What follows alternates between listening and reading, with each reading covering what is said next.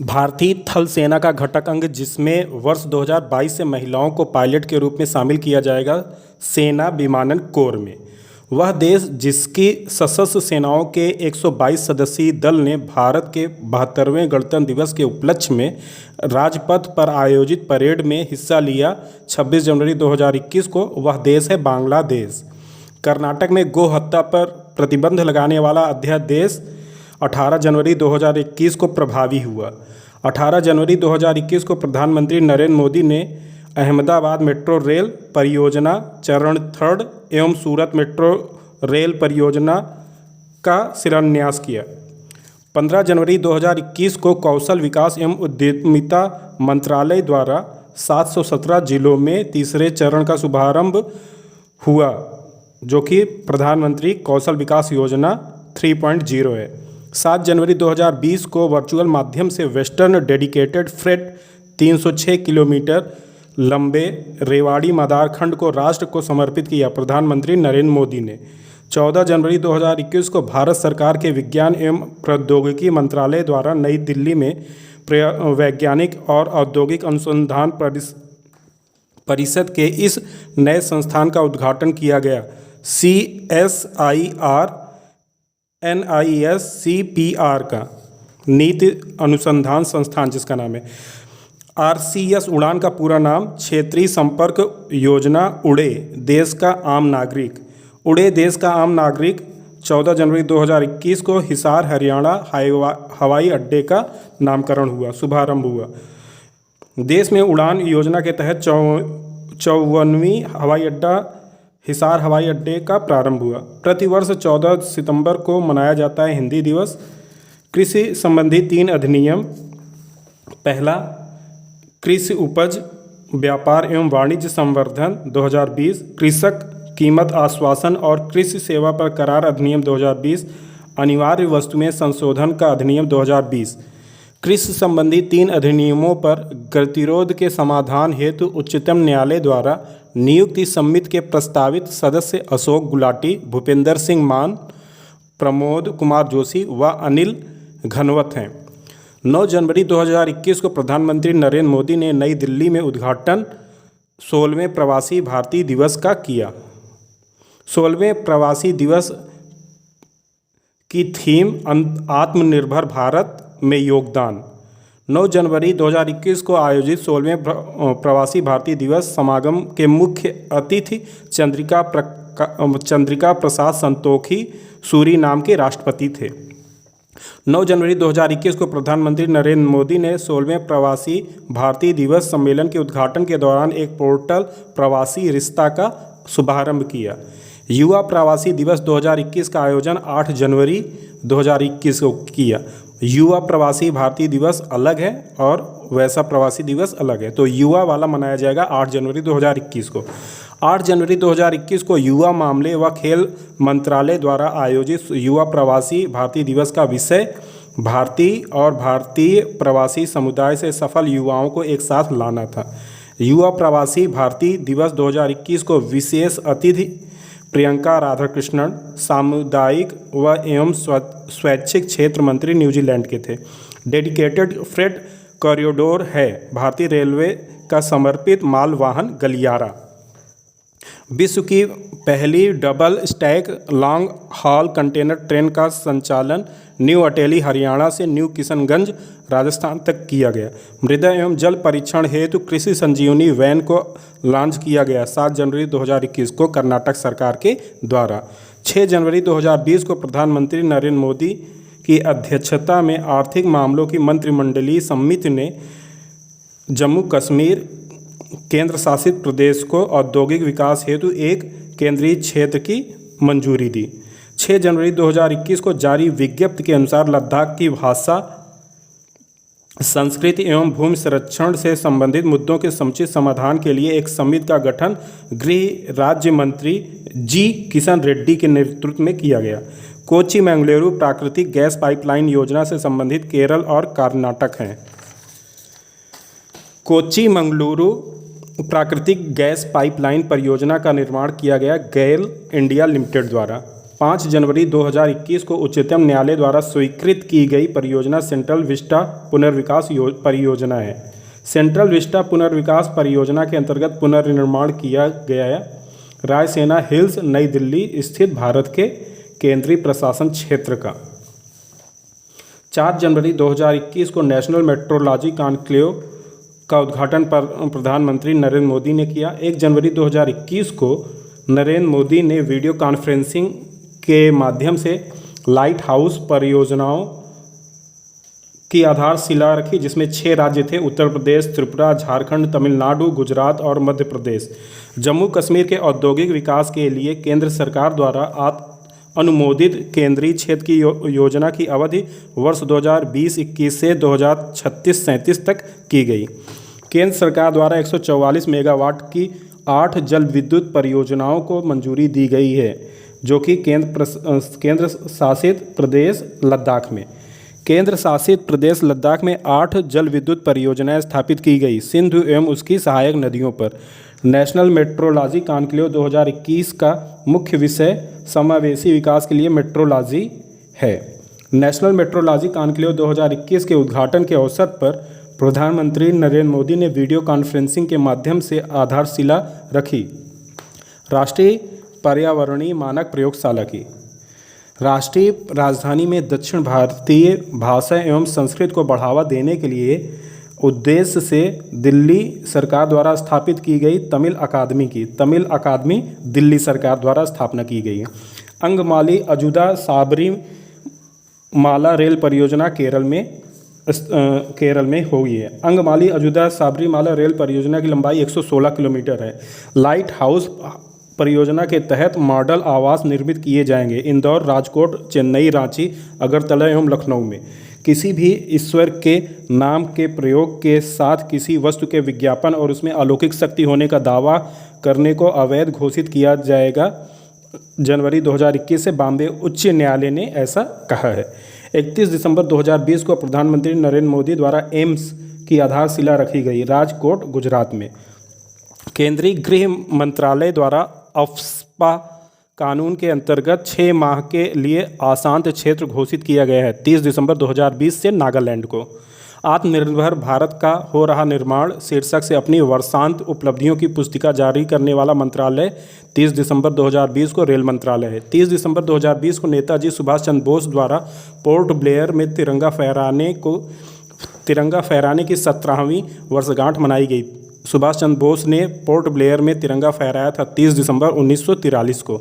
केंद्र सरकार ने नेताजी सुभाष चंद्र बोस की 125वीं जयंती के उपलक्ष्य में समारोहों के आयोजन हेतु एक उच्च स्तरीय समिति की गठन करने का निर्णय लिया। अमित शाह की अध्यक्षता में नेताजी सुभाष चंद्र बोस ने 125वीं जयंती के आयोजन हेतु गठित उच्च स्तरीय समिति की अध्यक्षता करेंगे प्रधानमंत्री नरेंद्र मोदी। असम सरकार द्वारा चलाए जा रहे सभी मदरसों को नियमित स्कूल में परिवर्तित करने का प्रस्ताव किया 1 अप्रैल 2021 से। असम रिपब्लिक विधेयक 2020 के तहत राज्य के इन 2 अधिनियमों को निस्तारित करने का प्रस्ताव मिला। असम मदरसा शिक्षा अधिनियम 2018 एवं असम मदरसा शिक्षा प्रांतीयकरण अधिनियम 1995 को। 29 दिसंबर 2020 को प्रधानमंत्री नरेंद्र मोदी ने ईस्टर्न डेडिकेटेड फ्रेट कॉरिडोर के इस खंड का उद्घाटन किया। न्यू भागपुर न्यू खुर्जा खंड का eastern dedicated freight corridor EDFC का परिचालन नियंत्रण केंद्र स्थापित किया गया प्रयागराज में। 29 दिसंबर 2020 को नई सौर ऊर्जा नीति 2021 की घोषणा गुजरात सरकार ने की है। वर्ष 1971 में भारतीय सशस्त्र सेनाओं द्वारा पाकिस्तान पर जीत की 50वीं वर्षगांठ 16 दिसंबर 2021 को मनाई जाएगी। केंद्र सरकार द्वारा 16 दिसंबर 2020 से 16 दिसंबर 2021 तक की अवधि को घोषित किया गया है स्वर्णिम विजय वर्ष। 16 दिसंबर 2020 से 16 दिसंबर 2021 की अवधि को स्वर्णिम विजय वर्ष घोषित किया गया है। प्रधानमंत्री नरेंद्र मोदी ने नई दिल्ली में देश की नए संसद भवन का भूमि पूजन एवं शिलान्यास 10 दिसंबर 2020 को किया। नए संसद भवन का निर्माण किया जा रहा है सेंट्रल विस्टा प्रोजेक्ट के अंतर्गत। 12 नवंबर 2020 को प्रधानमंत्री नरेंद्र मोदी द्वारा वीडियो कॉन्फ्रेंसिंग के माध्यम से JNU में अनावरण किया गया स्वामी विवेकानंद की प्रतिमा का। 10 नवंबर 2020 को बिहार विधानसभा के चुनाव परिणाम की घोषणा की गई। इस चुनाव में बहुमत प्राप्त किया राष्ट्रीय जनतांत्रिक गठबंधन, जिसको हम एनडीए कहते हैं। बिहार विधानसभा चुनाव 2020 में एनडीए को प्राप्त सीटों की संख्या 125 थी। बिहार विधानसभा चुनावों में सर्वाधिक सीटें प्राप्त करने वाला राजनीतिक दल महागठबंधन का राष्ट्रीय जनता दल 75 सीटें। एनडीए का वह घटक दल जिसने बिहार विधानसभा चुनाव में दूसरे क्रम पर सर्वाधिक सीटें प्राप्त की, भारतीय जनता पार्टी 74 सीटें प्राप्त की। डेडिकेटेड फ्रेट कॉरिडोर भारतीय रेलवे का समर्पित मालवाहन गलियारा है। विश्व की पहली double stack long haul container train का संचालन किया जा रहा है, न्यू अटेली हरियाणा से न्यू किशनगंज राजस्थान तक। पूर्वी डेडिकेटेड फ्रेट कॉरिडोर EDFC का परिचालन नियंत्रण केंद्र स्थापित किया गया है प्रयागराज में। केंद्र शासित प्रदेश लद्दाख में 8 जल विद्युत परियोजनाएं स्थापित की जाएंगी सिंधु एवं उसकी सहायक नदियों पर। 27 दिसंबर 2020 को गृह मंत्री अमित शाह ने थौबल बहुउद्देशीय परियोजना का उद्घाटन किया मणिपुर में। आयुष्मान भारत प्रधानमंत्री जन आरोग्य योजना सेहत ABPMJ सेहत का शुभारंभ 26 दिसंबर 2020 को किया। सेहत योजना का पूर्ण रूप social endeavour for health and telemedicine है। अनुसूचित जाति के छात्रों के लिए मैट्रिकोत्तर छात्रवृत्ति योजना केंद्र प्रायोजित योजना है। PMCSC योजना में केंद्र और राज्यों की सरकारी हिस्सेदारी क्रमशः 60:40% है। 60:40, 60% रहेगा केंद्र का और 40 रहेगा राज्य का। PMSSC योजना का उद्देश्य अनुसूचित जाति के 10वीं पास छात्रों को आगे की उच्चतर शिक्षा जारी रखने हेतु आर्थिक मदद करना है। PMSSC योजना का अंतर्गत उच्चतर शिक्षा जारी रखने हेतु आर्थिक मदद करना है। हाल ही में उत्तर प्रदेश मंत्रिमंडल की बैठक में प्रदेश के पहले आयुष विश्वविद्यालय का नाम गोरखनाथ के नाम पर रखने की मंजूरी प्रदान की गई। यह विश्वविद्यालय स्थापित होगा गोरखपुर के चौरी चौरा में। बिजली क्षेत्र में कौशल विकास हेतु भारत का पहला उत्कृष्टता केंद्र राष्ट्रीय सौर ऊर्जा संस्थान NISC गुरुग्राम हरियाणा के परिसर में। 18 दिसंबर 2020 को उत्तर प्रदेश के जेवर में बन रहे ग्रीनफील्ड हवाई अड्डे का नाम रखा गया नोएडा अंतर्राष्ट्रीय ग्रीनफील्ड हवाई अड्डा। द नोएडा इंटरनेशनल एयरपोर्ट का लोगो सारस पक्षी राजकीय पक्षी उत्तर प्रदेश का है। भारत सरकार के पेट्रोलियम एवं प्राकृतिक गैस मंत्रालय द्वारा भारत का 8वां उत्पादन बेसिन राष्ट्र को समर्पित किया गया 20 दिसंबर 2020 को। 20 दिसंबर 2020 को 8वां उत्पादन बेसिन राष्ट्र को समर्पित किया गया। भारत का 8वां उत्पादन बेसिन बंगाल बेसिन है। 15 दिसंबर 2020 को प्रधानमंत्री नरेंद्र मोदी द्वारा शिलान्यास किए गए भारत के सबसे बड़े हाइब्रिड अक्षय ऊर्जा पार्क की स्थापना की जा रही है कच्छ गुजरात में। कच्छ गुजरात में हाइब्रिड अक्षय ऊर्जा पार्क की स्थापना की जा रही है। 10 दिसंबर 2020 को केंद्रीय मंत्री नितिन गडकरी द्वारा बिहार राज्य में 1.5 किलोमीटर लंबे पुल का वर्चुअल माध्यम से उद्घाटन किया गया। पुल का नाम कोइलवर पुल है। कोइलवर पुल सोन नदी पर स्थित है। 13 नवंबर 2020 को 5वें आयुर्वेद दिवस के अवसर पर प्रधानमंत्री नरेंद्र मोदी द्वारा राष्ट्र को समर्पित आयुर्वेद संस्थान क्रमशः भारतीय आयुर्वेद शिक्षण एवं अनुसंधान संस्थान जामनगर तथा राष्ट्रीय आयुर्वेद संस्थान जयपुर है। एशिया का सबसे बड़ा cardiology centre UN Mehta institute of cardiology and research centre है। 17 अक्टूबर 2020 को उत्तर प्रदेश के मुख्यमंत्री योगी आदित्यनाथ द्वारा महिला सुरक्षा के लिए शुरू किया गया मिशन शक्ति महिला सुरक्षा के लिए 17 अक्टूबर 2020 को शुरू किया गया। मिशन शक्ति का शुभारंभ राज्यपाल द्वारा लखनऊ से किया गया तथा मुख्यमंत्री द्वारा बलरामपुर जिले से किया गया। जोजिला टनल जोड़ेगी श्रीनगर को लेह के कारगिल से। जोजिला टनल की लंबाई 14.15 किलोमीटर है। 14 अक्टूबर 2020 को केंद्र शासित प्रदेश जम्मू कश्मीर व लद्दाख के लिए 520 करोड़ रुपए के एक 5 वर्षीय पैकेज की मंजूरी प्रदान की गई। दीनदयाल अंत्योदय योजना राष्ट्रीय ग्रामीण आजीविका मिशन DNRLM के तहत 12 अक्टूबर 2020 को रक्षा मंत्री राजनाथ सिंह ने आधारशिला रखी नेचुप सुरंग की। नेचुप सुरंग की 12 अक्टूबर 2020 को रक्षा मंत्री राजनाथ सिंह ने आधारशिला रखी। वह राज्य जहां 450 मीटर लंबी नेचुप सुरंग अवस्थित होगी वह है अरुणाचल प्रदेश। 11 अक्टूबर 2020 को प्रधानमंत्री नरेंद्र मोदी ने लोगों को संपत्ति कार्ड प्रदान करने की जिस योजना की शुरुआत की उसका नाम है प्रधानमंत्री स्वामित्व योजना। प्रधानमंत्री स्वामित्व योजना। 3 अक्टूबर 2020 को प्रधानमंत्री नरेंद्र मोदी ने राष्ट्र को समर्पित किया अटल टनल को। अटल टनल 3 अक्टूबर 2020 मोदी के द्वारा। अटल टनल हिमाचल प्रदेश के इन दो स्थलों को जोड़ेगी, मनाली कुल्लू घाटी को लाहौल स्पीति घाटी से।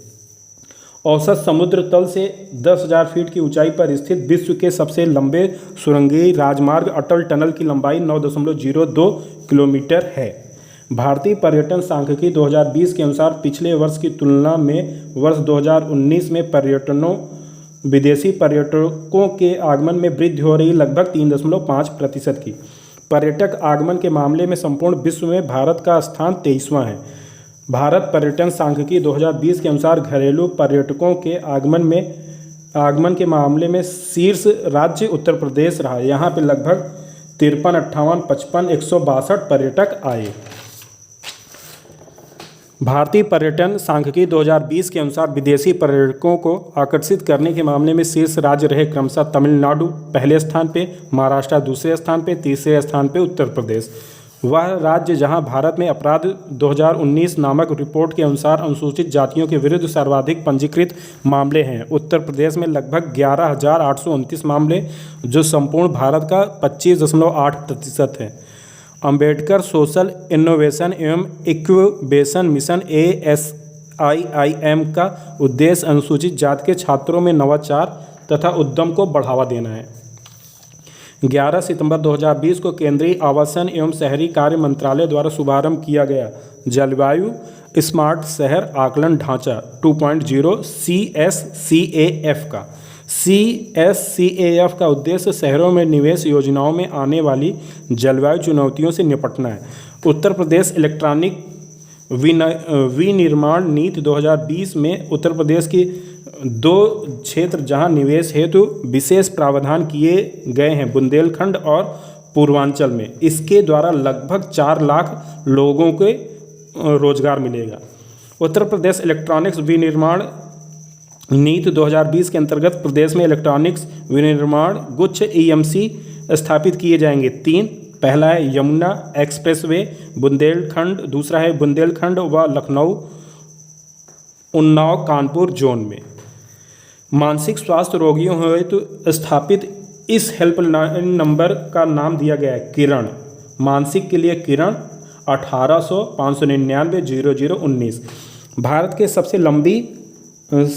सबसे लंबे नदी रोपवे को बनाया गया ब्रह्मपुत्र नदी के ऊपर।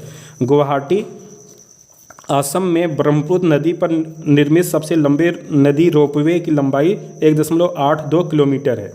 राष्ट्रीय डिजिटल स्वास्थ्य मिशन का उद्देश्य 2025 तक जीवन प्रत्याशा को बढ़ाना है, जो कि 70 वर्ष, जो कि वर्तमान में 67.5 वर्ष है। ट्यूपलिप का पूरा नाम the urban learning internship program है। ट्यूपलिप की संकल्पना को प्रथम बार प्रस्तुत किया बजट 2020-21 में आकांक्षी भारत थीम के अंतर्गत। केंद्र सरकार की स्मार्ट सिटी पहल का हिस्सा है ट्यूलिप प्रोग्राम का। पथ विक्रेताओं, स्ट्रीट वेंडर अथवा रेहड़ी वालों की आजीविका हेतु घोषित वह योजना जिसकी 1 जून 2020 को शुरुआत की गई तथा कार्यकाल मार्च 2022 तक का है, प्रधानमंत्री स्वनिधि योजना। PM स्वनिधि का पूरा नाम है prime minister street vendor Atmanirbhar Nidhi. PM Svanidhi के अंतर्गत पथ विक्रेताओं को अपने व्यवसाय को दोबारा आरंभ करने के लिए प्रदान की जाने वाली पूंजीगत ऋण 10,000 रुपये तक है। वह मंत्रालय जिसके अंतर्गत PM स्वयं निधि को कार्यान्वित किया जाएगा केंद्रीय आवासन एवं शहरी एवं कार्य मंत्रालय द्वारा। वह तिथि जब आयुष्मान भारत प्रधानमंत्री जन आरोग्य योजना के अंतर्गत 1 करोड़वां उपचार प्रदान किया गया 21 मई 2020 को। आयुष्मान भारत योजना के अंतर्गत शामिल 2 योजनाएं स्वास्थ्य एवं आरोग्य केंद्र तथा राष्ट्रीय स्वास्थ्य योजना है। आयुष्मान भारत योजना के अंतर्गत केंद्र और राज्यों का वित्तीय योगदान होगा 60:40 का। सिख गुरुओं के इतिहास को स्कूल में पाठ्यक्रम के रूप में उत्तर प्रदेश में लाया जाएगा। 8 दिसंबर 2020 को जारी शहरी शासन सूचकांक UGI 2020 में शीर्ष स्थान पर उड़ीसा उत्तर प्रदेश का 14वां स्थान है। दिसंबर 2020 में IT बॉम्बे द्वारा जारी शहरी जीवन गुणवत्ता सूचकांक में शीर्ष स्थान पर मुंबई है। विश्व निमोनिया दिवस प्रतिवर्ष 12 नवंबर को मनाया जाता है। रिपोर्ट के अनुसार भारत सरकार ने बच्चों को डायरिया से होने वाली मौतों को समाप्ति का लक्ष्य 2022 तक रखा है। स्वच्छ सर्वेक्षण 2020 की रैंकिंग में शीर्ष 10 शहरों में 10 लाख से अधिक जनसंख्या वाले प्रथम 3 स्थान प्राप्त करने वाले शहर हैं इंदौर मध्य प्रदेश, सूरत गुजरात तथा नवी मुंबई महाराष्ट्र में। स्वच्छ सर्वेक्षण 2020 के अंतर्गत 5 स्टार क्रमांकन दिया गया 6 शहरी स्थानीय निकायों को। स्वच्छ सर्वेक्षण 2020 के अंतर्गत 10 लाख से अधिक जनसंख्या शीर्ष श्रेणी में शीर्ष 20 शहरों में शामिल उत्तर प्रदेश के 4 शहर हैं। लखनऊ 12वां स्थान, आगरा 16वां, गाजियाबाद 19वां और प्रयागराज 20वां स्थान प्राप्त किया है। स्वच्छ सर्वेक्षण 2020 में 10 लाख से अधिक जनसंख्या श्रेणी में उत्तर प्रदेश का शहर वाराणसी शहर रहा 27वें स्थान पर। स्वच्छ सर्वेक्षण 2020 में 10 लाख से अधिक जनसंख्या श्रेणी में उत्तर प्रदेश के कानपुर शहर ने 25वां स्थान प्राप्त किया। स्वच्छ सर्वेक्षण 2020 में 100 शहरी स्थानीय निकायों में अधिक वाले राज्यों की श्रेणी में शीर्ष स्थान प्राप्त किया छत्तीसगढ़ राज्य ने। स्वच्छ सर्वेक्षण 2020 में गंगा नगरों में 1 लाख से अधिक जनसंख्या में प्रथम एवं द्वितीय स्थान प्राप्त किया क्रमशः उत्तर प्रदेश के वाराणसी तथा कानपुर नगरों ने। सितंबर 2020 में जारी इंडिया हैप्पीनेस रिपोर्ट 2020 में शीर्ष 3 स्थान प्राप्त करने वाला राज्य केंद्र शासित प्रदेश रहे क्रमशः मिजोरम, पंजाब एवं अंडमान और निकोबार। इंडिया हैप्पीनेस रिपोर्ट 2020 में उत्तर प्रदेश का 10वां स्थान रहा। सीरो सर्वे व्यक्तियों के एक समूह में रक्त सीरम का परीक्षण होता है। 19 अगस्त 2020 को प्रधानमंत्री नरेंद्र मोदी की अध्यक्षता में केंद्र मंत्रिमंडल ने मंजूरी दी NRA की स्थापना, जिसको हम केंद्रीय भर्ती एजेंसी कहेंगे। केंद्रीय भर्ती एजेंसी NRA के अंतर्गत उम्मीदवारों की भर्ती के लिए वर्ष में 2 बार आयोजित परीक्षा होगी, जिसे सामान्य योग्यता परीक्षा, जिसे CET कॉमन एलिजिबिलिटी टेस्ट कहेंगे। NRA के अंतर्गत भर्ती करने के लिए शामिल एजेंसियां होंगी SSC, RRB और IBPS। भारत सरकार द्वारा दशक 2010-20 को घोषित किया गया नवाचार दशक। स्टार्टअप इंडिया पहल के उद्घाटन की 5वीं वर्षगांठ के उपलक्ष्य में 15-16 जनवरी 2021 को वर्चुअल माध्यम से आयोजन किया गया प्रारंभ स्टार्टअप इंडिया अंतर्राष्ट्रीय सम्मेलन का। प्रारंभ स्टार्टअप इंडिया अंतर्राष्ट्रीय सम्मेलन का आयोजन किया गया उद्योग संवर्धन और आंतरिक व्यापार विभाग DPIIT द्वारा। 16वें प्रवासी भारतीय सम्मेलन 2021 का मुख्य विषय था आत्मनिर्भर भारत में योगदान। 8 जनवरी 2021 को युवा प्रवासी भारतीय दिवस सम्मेलन का आयोजन किया गया, जिसका मुख्य विषय था भारत और भारतीय डायस्पोरा के युवा अचीवर्स को एक साथ जोड़ना। अलीगढ़ मुस्लिम विश्वविद्यालय की स्थापना 1920 में की गई थी। प्रधानमंत्री नरेंद्र मोदी ने 24 दिसंबर 2020 को इस विश्वविद्यालय के शताब्दी समारोह को वर्चुअल माध्यम से संबोधित किया। विश्व भारती विश्वविद्यालय पश्चिम बंगाल के शांति निकेतन में है। इसकी स्थापना गुरुदेव रविन्द्रनाथ टैगोर ने वर्ष 1921 में की थी। 26 नवंबर 2020 को प्रधानमंत्री नरेंद्र मोदी द्वारा वीडियो कॉन्फ्रेंसिंग के माध्यम से तीसरी वैश्विक नवीकरणीय ऊर्जा निवेश बैठक एवं प्रदर्शनी री इन्वेस्ट 2020 का केंद्रीय विषय टिकाऊ ऊर्जा परिवर्तन के लिए नवाचार था।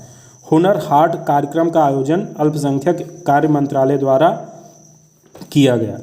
हुनर हाट कार्यक्रम की थीम वोकल फॉर लोकल था।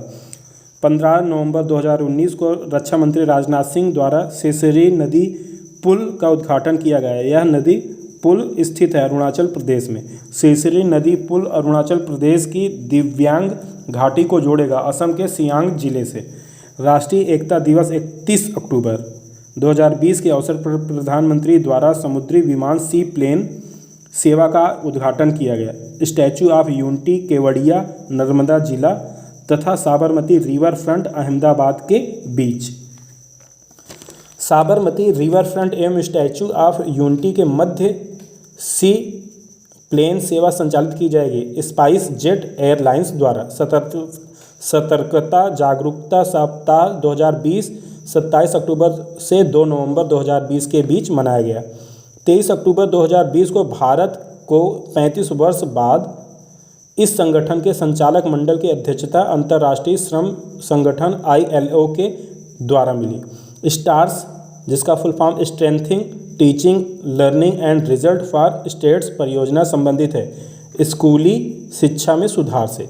स्टार्स परियोजना लागू की जाएगी 6 राज्यों में, जिसमें पहला है उड़ीसा, केरल, मध्य प्रदेश, हिमाचल प्रदेश, राजस्थान और महाराष्ट्र में। 29 सितंबर 2020 को प्रधानमंत्री नरेंद्र मोदी द्वारा अपनी तरह के प्रथम संग्रहालय गंगा अवलोकन का शुभारंभ हरिद्वार उत्तराखंड में किया गया। 4 दिवसीय डेस्टिनेशन नॉर्थ ईस्ट 2020 को महोत्सव की थीम थी the imaging delightful destinations. Bharat की 100वीं किसान रेल को रवाना किया गया 28 दिसंबर 2020 को। 100वीं किसान रेल का संचालन किया जा रहा है संगोला महाराष्ट्र से शालीमार पश्चिम बंगाल तक। 7 अगस्त 2020 को भारत की पहली किसान रेल का संचालन प्रारंभ किया गया। देवलाली नासिक महाराष्ट्र एवं दानापुर पटना बिहार के मध्य। जुको घाटी स्थित है मणिपुर नागालैंड सीमा पर। वह जूलॉजिकल पार्क जिसे ISO 9001-2015 गुणवत्ता प्रबंधन मानक प्रमाण पत्र प्रदान किया गया। नेहरू जूलॉजिकल पार्क हैदराबाद को। 15 दिसंबर 2020 को डिजिटल भुगतान ऐप डाकिपो की शुरुआत की इंडिया पोस्ट पेमेंट्स बैंक ने। देश के पहले 100% जैविक केंद्र शासित प्रदेश का दर्जा मिला लक्षद्वीप को। वर्ष 2016 में देश के पहले जैविक राज्य का दर्जा सिक्किम ने प्राप्त किया। वह राज्य जहां दिसंबर 2020 में हाथियों में एंथ्रेक्स के मामले सामने आने के बाद टीकाकरण अभियान शुरू किया गया, वह था असम। अक्टूबर 2020 में कीवी के लिए जैविक प्रमाण पत्र प्राप्त करने वाला देश का पहला राज्य अरुणाचल प्रदेश बना। 8 नवंबर 2020 में विश्व आर्थिक मंच WEF द्वारा G20 ग्लोबल स्मार्ट सिटीज़ गठबंधन के तहत विश्व के 22 देशों के 36 शहरों को स्मार्ट सिटी बनाने के लिए रोड मैप के निर्माण हेतु चिन्हित किया गया। इनमें शामिल भारतीय शहर 4 शहर हैं बेंगलुरु, हैदराबाद, इंदौर और फरीदाबाद।